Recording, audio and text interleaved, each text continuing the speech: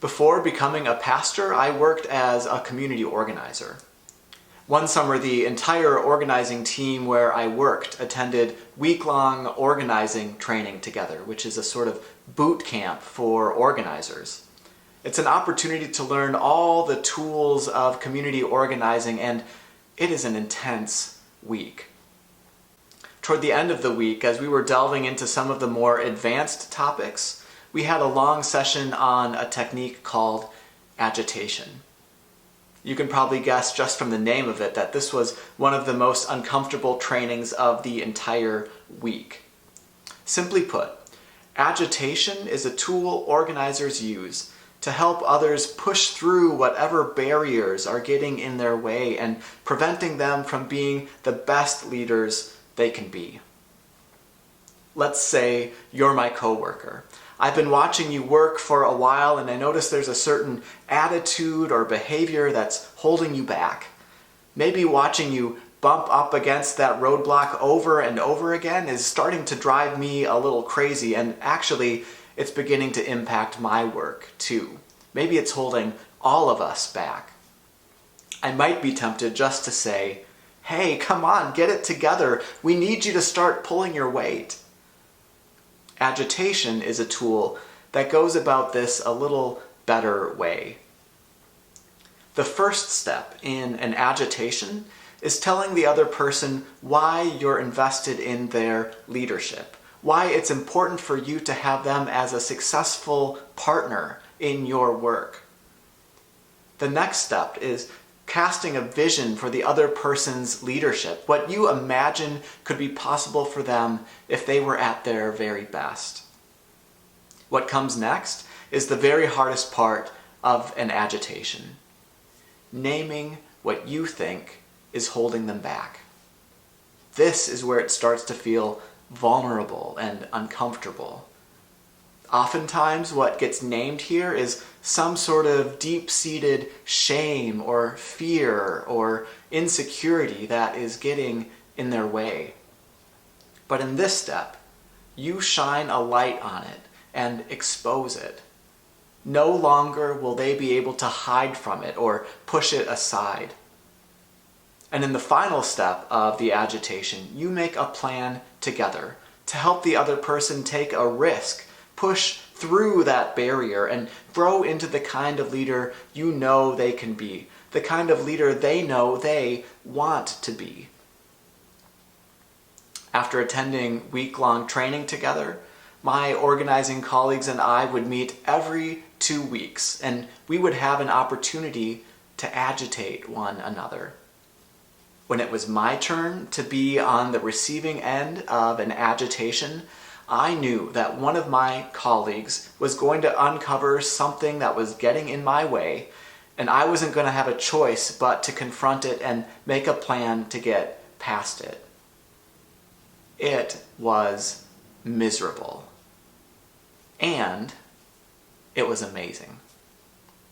It was amazing to know I had colleagues who were so invested in me that in addition to doing their own work, they were paying attention to how I was doing mine, and they would willingly engage me in a vulnerable conversation about how I could do better.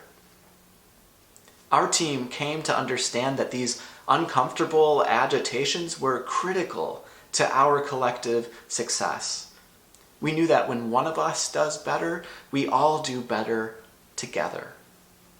We weren't just a handful of individual organizers out in the world doing our own thing who happened to share space when we were in the office together. We were truly a team, invested in one another personally, recognizing that the only way we would accomplish our mission was if we were all at our very best. Can you imagine being part of a team, or better yet, part of a community or a nation, where we were that invested in one another? Where we didn't give up on people who have let us down, but worked hard to stay in relationship? Where we didn't demonize people who disagree with us, but instead tried to make a connection and seek understanding? where we truly believed that we need everyone, and we need everyone at their very best. I think that's what Matthew has in mind when he shares Jesus' instructions about what to do when one person hurts another. Jesus doesn't say, shake the dust off your sandals and move on.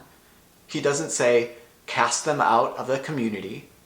He says, do everything in your power to seek reconciliation. He says, invest in one another. Jesus answers a question about how to address the sins of another person. He says, first go to the offender directly. If that doesn't work, he says, take 1 or 2 witnesses along with you. And if that doesn't work, take it to the whole church. If after all that, the offender still hasn't been able to acknowledge the harm they've done, Jesus says, let such a one be to you as a Gentile and a tax collector. Which to our ears might sound like an instruction to shun the wrongdoer and treat them as an outsider, but it's worth remembering that the people Jesus spent most of his time with were Gentiles and tax collectors. Far from casting them out and giving up on them altogether, Jesus commands his listeners never to shun them, never to turn our backs on them, but always to seek reconciliation and to keep at it as long as it takes.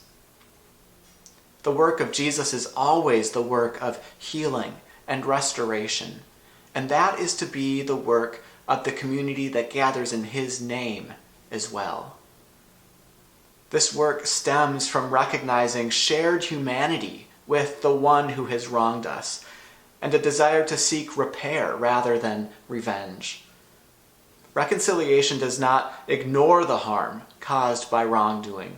In fact, the process of reconciliation begins with telling the truth about what has happened and naming the hurt. The Truth and Reconciliation Commission that was formed at the end of apartheid in South Africa took this as its foundational insight. Only when the facts and pain have been truly named can forgiveness be granted and a relationship restored. Moving to forgiveness right away short-circuits the process. Such unexamined, cheap grace actually hinders true forgiveness and the kind of authentic, resilient community that could extend reconciliation. Reconciliation requires honesty, vulnerability, and a deep investment in one another. Jesus says, we are not to have conflict the way the world has conflict. We are not to exchange angry words or resort to name-calling or launch 200-character missiles at one another on Twitter, nor are we supposed to give up and walk away. We are not to let wrongdoing go unaddressed. When one person has harmed another, we have to confront it. But Jesus says, the goal is not vengeance. The goal is not punishment.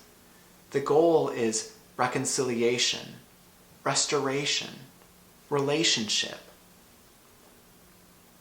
In the year 2020, 58 days before Election Day, in the midst of a pandemic when our kids are nevertheless going back to school, with communities across the country finally coming to terms with the reality of systemic violence against Black bodies, and so many of us feeling on edge, a little reflection on how we do conflict well, how we work for reconciliation rather than revenge, how we confront wrongdoing in a way that restores relationship rather than driving us further apart, that seems like work worthy of our time.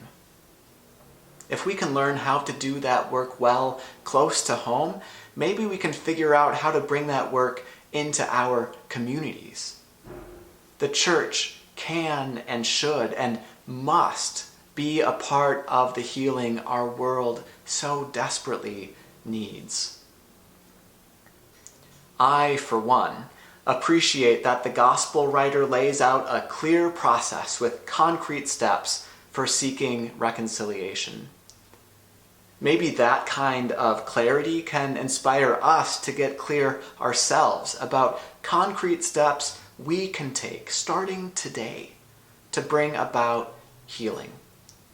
To choose another way when in the world around us all we hear is anger and division, the tearing down of people who are different from us or who don't share our world view. Jesus shows us another way.